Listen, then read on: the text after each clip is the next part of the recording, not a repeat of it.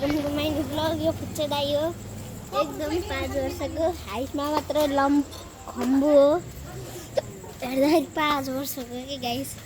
थोप्रा पनि हेऱ्यो हुन्छ, भर्खर जन्मेको बच्चा हो।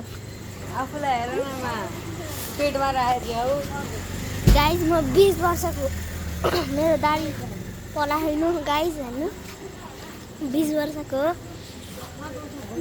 तर मेरो हाइट बोना भएकै गाइस। गाइस यहाँ बाटो धेरै गाडी धेरै आउँछ। ए आउ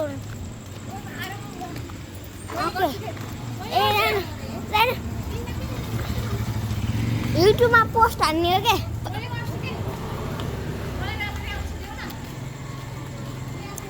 गाइस। फेरि यहाँ पार्लर छ गाइस, पार्लर हो के हो गाइस।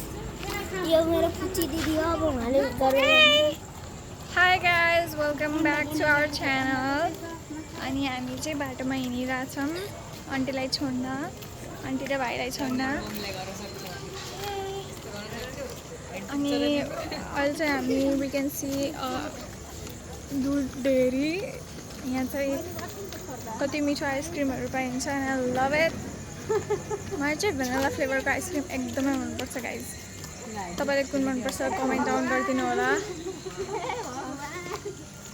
अनि यहाँ चाहिँ गफ भइरहेछ, हाँसिराख्नु भएको छ, सबै रमाइलो छ।